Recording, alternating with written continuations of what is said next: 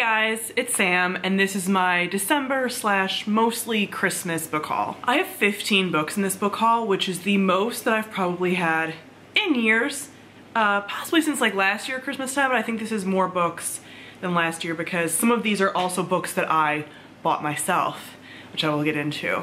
So I have just a few books that I was sent from publishers, a bunch of books that I got from either my parents as gifts or friends as gifts and like gift exchanges and stuff, and then a number of them that I bought myself. I think about, six that I bought myself on top of all the books that I got.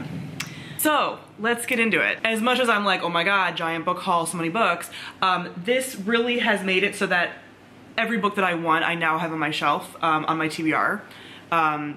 With like the exception of Robin Hobb. But otherwise, a bunch of books that I was hoping to read in 2022 I now have. So I'm ready. I'm ready for a really good reading year, as I've been talking about. So first, a couple of things I was sent from publishers. The first is the Atlas 6 by Olivia Blake. This is one that I reached out to Tor about because I was interested in it. This was originally self-published and is now being published by Tor. This is the first book in a adult fantasy series that is sort of like a dark academia. Basically, 6 people are training to be recruits for the Alexandrians, who are essentially a secret society that guards the Library of Alexandria. It's like a real, still a real place, you know, like didn't get destroyed.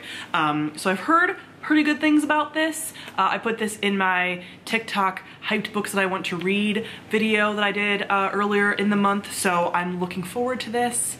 Very happy that they sent me over a copy. Tor also sent me Where the Drowned Girls Go by Maguire. This is the next book in the Wayward Children series, and I'm actually gonna get 2 more books, I just realized, because after they sent me this, I was like, oh, I actually don't have or haven't read the last 2 books in the series before this one. I've read the first, what, like 5? They're behind me, I don't know, I'm looking over there. That's my TBR shelf, that's my red shelf.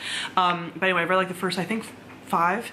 So I was like, if you have review copies of those, and they're like, yeah, we do. So I'll have 2 more, but those are novellas, very short, but I really like this series. It's an adult portal fantasy series of novellas that follow people who have come back from different portal fantasy worlds. Like they've gone through a door, a cabinet, into a chest and gotten into another world, and then they've come back and they're sort of dealing with that. This is apparently following a different school than the school that we have been following that does things a little differently than the School for Wayward Children. So looking forward to this. These books always tend to follow a certain theme and are kind of like focusing on a certain like theme or issue, and I'm curious to see what some of these are that I haven't yet read. Then Red Hook sent me Wild and Wicked Things by Francesca, and this is a historical gothic fantasy, and as I've talked about recently, historical, I'm not really sure, but I'm hoping that this is like very heavy on the fantasy, because my problem with historical fantasy is a lot of times that they lean too heavy into the history and not enough into the magic. This sounds very magical.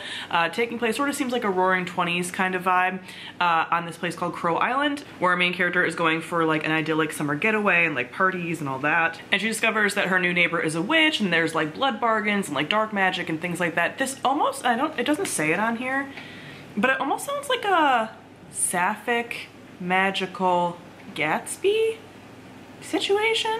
I'll have to look more into this now that I actually am looking at this a little bit more and I didn't just like skim and look at how like pretty it was. This feels Gatsby-esque. Okay, we will see. Okay, next are the books that I got as gifts. The first few were from my friend Kayla of Bookadoodles, although I think she's changed her channel name now. She's one of the members of the House Salt Book Club. First we have Jade City by Fonda Lee. This is a series that in the last like 2 months or so I've been hearing about everywhere because the final book just came out. It's a fantasy series in which people use magical jade to enhance their magical abilities, and there's 4 siblings from like a mafia sort of like syndicate, crime syndicate family. They're sort of stuck in this political turmoil and things, and like everything's sort of about to blow up.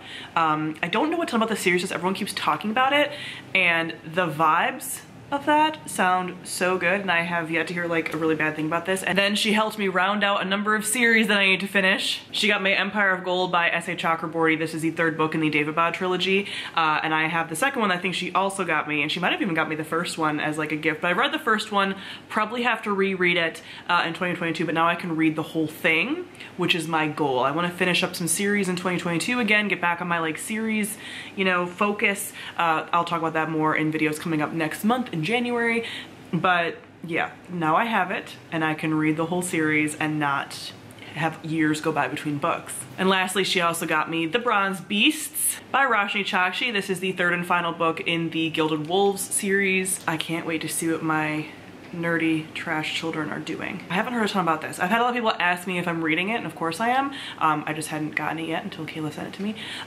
So yes, I'm nervous. Should be good. Hoping to finish this up early 2022. Then 3 books that my parents got me for Christmas that were highest ranked on my wish list. Light from Uncommon Stars by Rika Aoki. I know very little about this, but the blurb that I originally heard was that this is Good Omens meets The Long Way to a Small Angry Planet. So sort of that like hope punk slice of life sci-fi. I love slice of life sci-fi. I love either like epic, you know, huge space opera sci-fi, or slice of life, and like nothing in between. And this sounds like it's slice of life, and I've heard really good things, and I've been very excited to get to this. So glad that I got this. I also got The Last Graduate by Naomi Novik. This is the second book in the Scholomance, is that how you say it, series, which is her adult dark academia series taking place sort of like a magical college is trying to kill all the students, and they're trying to get out of this, and they basically have to fight their way out during graduation especially. So now the characters that we followed in the first book are about to graduate. So, Last Graduate. The first book was not flawless for me, but there were things I'm like, ooh, I think with a little bit of tweaking I could really like this. And I've heard from a few people now that have read the first book and were like feeling the same way as me, that Naomi Novik improved on the things that they needed her to improve on for this book. So fingers crossed. And the last gift my parents got me was The Witch's Heart by Genevieve. I realize I have never heard her last name pronounced. Gornichek? And this is a retelling of Norse mythology where a banished witch falls in love with the trickster god Loki. I've been having my eye on this for months. I've seen it in numerous bookstores and like just didn't pick it up, and then it was on the Goodreads Choice Awards nominee list, and I was like, I need to get to this. So many of you have been like, Sam, you're gonna like this, so I need it. I need it soon. All of these I want to read so soon. God, this is always my issue. Then the rest of the books are books that I bought myself. First was this gigantic bind-up of the Inheritance trilogy by NK Jemisin. I mentioned this in my recent bookstore vlog, my Chicago bookstore vlog that I will link on the screen. But this was at one of the bookstores and I wanted to support them, so I picked this up. It is a chonk, but I will be reading this in sections, not in one giant thing. And this is the only NK Jemisin series that I have not read yet. This was her debut fantasy series, I'm pretty sure. But there is nothing indicating what this is about, and I have heard like inklings over the years, but from what I gather, it's another epic fantasy series, but there's a little bit more of a romance subplot in this one. It's not like a fantasy romance, but there's more, and I think people have hinted to me that it's like Hades Persephone-esque, Death and the Maiden-esque, like those vibes. So I'm hopeful for that. I also just want to read her whole backlist, so I'm glad that I have this in a chunky bind-up, because it's really hard to find the individual books for this series. Now the rest of the books, I got 5 more, were books that I got during the Barnes & Noble 50% off hardback sale. It was the day after Christmas, and then that Monday, so yesterday it ended, and TikTok told me about it, and I was like, holy shit, and it literally was every single hardback was on sale. So I didn't get everything that I could have gotten. There's a couple books that I did decide like, no, you know, you don't need to do that. But I got the rest of the books that were kind of on my wish list that I didn't get gifted to me, that I was really looking forward to, so that I just have them and I can read all the things that I really feel like could be really good books for me. So between this and my existing TBR, I am good. I'm good for a while. So I picked up The Wolf and the Woodsman by Ava Reed. When I talked about the books on the Goodreads Choice Awards list and like sort of my reaction to them, because I hadn't read a lot of the fantasy list, a lot of you were like, you would really like that. A number of them are already, like I said, I've mentioned, but a lot of people were like, this is sort of your vibe. But this is a debut adult fantasy novel that is following Hungarian and Jewish folklore mythology, and follows a young pagan woman with hidden powers, and then this like one-eyed like woodsman captain, and I'm sure they fall in love.